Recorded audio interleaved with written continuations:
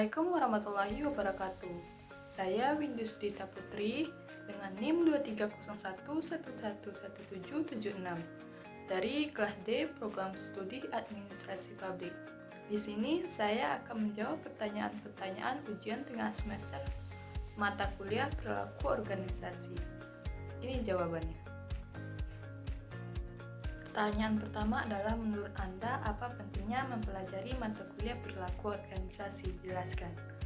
Mempelajari mata kuliah perilaku organisasi sangatlah penting, khususnya bagi individu yang ingin memahami bagaimana perilaku manusia mempengaruhi dinamika kerja dalam suatu organisasi.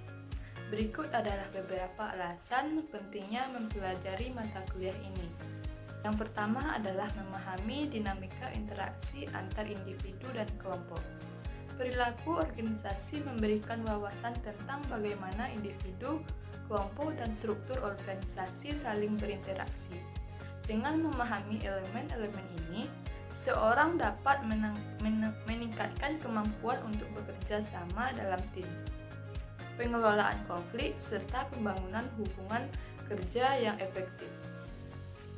Hal ini sangat penting karena organisasi modern seringkali beroperasi dalam lingkungan kerja yang bersifat kolaboratif. Yang kedua adalah meningkatkan kemampuan kepemimpinan dan manajemen. Mata kuliah ini membantu individu memahami bagaimana aspek kepemimpinan terhadap gaya kepemimpinan, motivasi, dan pengambilan keputusan. Pemahaman ini mempersiapkan mereka untuk menjadi pemimpin yang mampu mengarahkan organisasi secara efektif dengan memperhatikan kesesuaian kebutuhan individu, kelompok, dan tujuan organisasi. Yang ketiga adalah meningkatkan produktivitas dan kepuasan kerja. Dengan memahami faktor-faktor yang mempengaruhi motivasi, kepuasan kerja, dan kinerja karyawan, seorang dapat menciptakan lingkungan kerja yang kondusif. Misalnya, seorang manajer yang memahami kebutuhan psikologis karyawan dapat merancang strategi untuk meningkatkan produktivitas sekaligus kesejahteraan karyawan. Yang keempat adalah mengelola perubahan dan adaptasi organisasi. Perilaku organisasi juga membahas cara mengelola perubahan dalam organisasi, termasuk bagaimana individu menghadapi transformasi budaya, teknologi, dan ataupun strategi. Pemahaman ini sangat penting dalam era modern yang penuh dengan dinamika dan tuntutan perubahan yang cepat. Dengan mempelajari mata kuliah ini, individu memperoleh kemampuan multidimensi yang tidak hanya berguna dalam karir profesional, tetapi juga dalam pengembangan pribadi. Perilaku organisasi adalah fondasi penting untuk memahami dan mengelola dinamika manusia dalam konteks kerja. Pertanyaan yang kedua adalah, apa yang Anda pahami tentang kultur shock dalam konteks budaya organisasi? Jelaskan.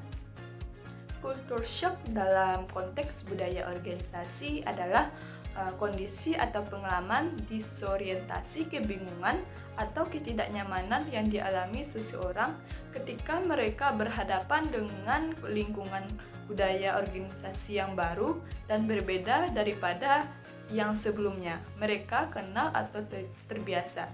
Fenomena ini seringkali terjadi ketika individu bergabung dengan organisasi baru, berpindah ke departemen lain dengan budaya kerja yang berbeda, atau terlibat dalam proyek lintas budaya di dalam perusahaan. Berikut adalah penjelasan lebih mendalam tentang kultur shock dalam konteks budaya organisasi.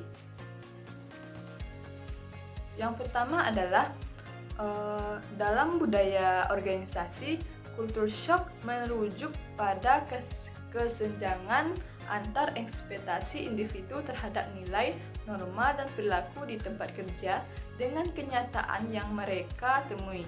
Hal ini dapat melibatkan perbedaan dalam cara komunikasi, gaya kepemimpinan, sistem kerja, hubungan antar kolega, atau bahkan nilai-nilai inti yang dianut organisasi. Beberapa penyebab kultur shock dalam budaya organisasi meliputi perbedaan nilai dan norma. Organisasi mungkin memiliki nilai-nilai yang terlalu formal atau informal yang dibandingkan dengan tempat kerja sebelumnya. Yang kedua adalah gaya kepemimpinan yang berbeda. Seseorang yang terbiasa dengan gaya kepemimpinan partisipatif mungkin merasa kesulitan beradaptasi dengan gaya kepemimpinan yang otoriter. Yang ketiga adalah cara komunikasi. Misalnya, di suatu organisasi budaya, komunikasi langsung sangat dihargai. Sementara di organisasi lainnya, komunikasi mungkin dilakukan secara lebih diplomati dan penuh kehati-hatian. Yang ketiga adalah struktur dan proses kerja yang berbeda, seperti tingkat hierarki, fleksibilitas kerja, atau cara pengambilan keputusan dapat memicu rasa ketidaknyamanan.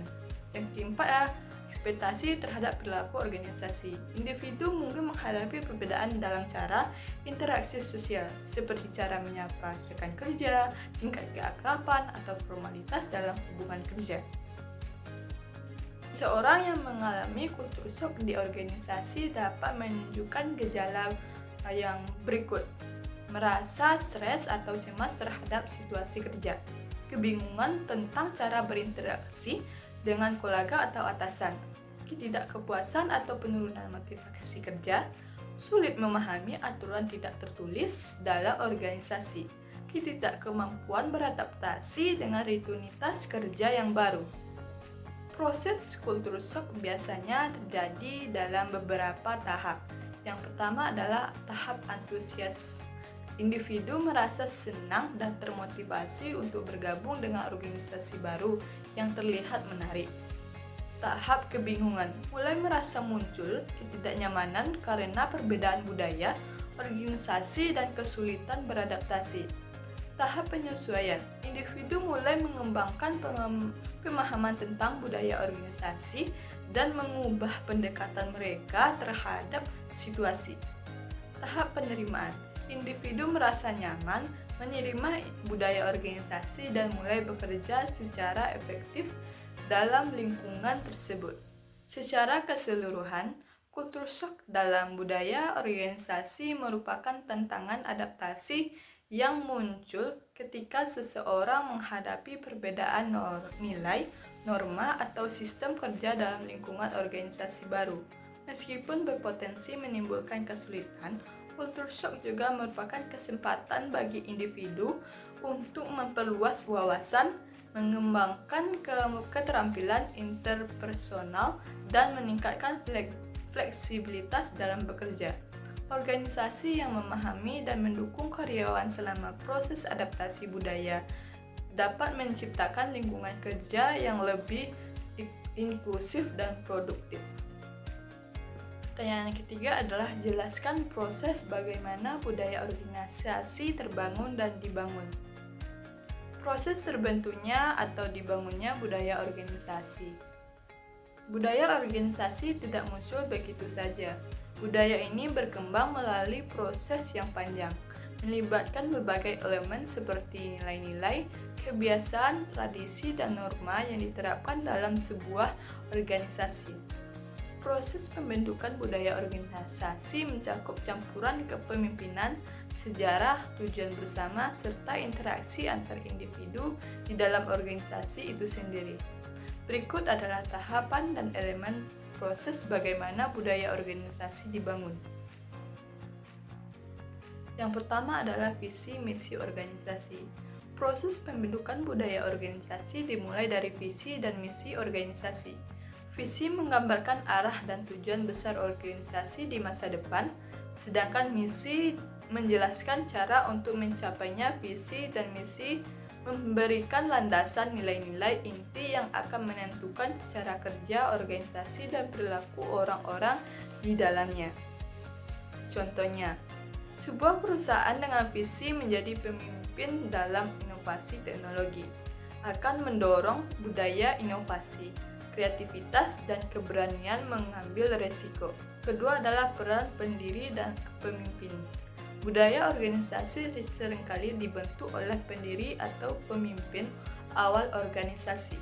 Pendiri biasanya memiliki nilai-nilai, keyakinan, dan cara pandang yang khas, yang kemudian ditanam dalam organisasi. Pemimpin dalam organisasi termasuk CEO atau manajemen puncak juga memainkan peran penting dalam mendorong dan memperkuat budaya organisasi melalui perilaku mereka sehari-hari. Contohnya, pemimpin yang mendorong kerjasama tim dan menghargai inovasi akan membangun budaya yang kolaboratif dan kreatif. 3. Identifikasi dan penetapan nilai-nilai inti. Nilai-nilai inti adalah prinsip-prinsip fundamental yang menjadi panduan dalam semua aktivitas organisasi. Nilai-nilai ini mencerminkan apa yang dianggap penting oleh organisasi dan menjadi dasar untuk pengambilan keputusan serta hubungan eksternal dan internal. Contohnya, perusahaan seperti Google memiliki nilai inti berpikir untuk pengguna yang tercermin dalam inovasi mereka yang selalu berorientasi pada kebutuhan pelanggan. Yang keempat, implementasi melalui sistem dan struktur. Budaya organisasi dibangun melalui sistem formal dan struktur yang diterapkan untuk mendukung nilai-nilai inti. Ini mencakup kebijakan, prosedur, proses kerja, aturan, insentif, dan mekanisme evaluasi. Contohnya, struktur horizontal dengan komunikasi terbuka mencerminkan budaya kerja yang kolaboratif. Sistem penghargaan atas inovasi yang akan memperkuat nilai kreativitas dalam perusahaan. Budaya organisasi dibangun melalui kombinasi visi, nilai-nilai inti, kebijakan perilaku pemimpin, dan interaksi karyawan sehari-hari. Proses ini tidak terjadi secara instan, tetapi berkembang secara bertahap melalui waktu dan pengalaman organisasi, yang menciptakan atau memperkuat budaya kerja yang positif harus dengan sengaja menanamkan nilai, norma, dan perilaku yang sesuai dengan tujuan mereka, serta mendukungnya melalui sistem dan kepemimpinan yang konsisten.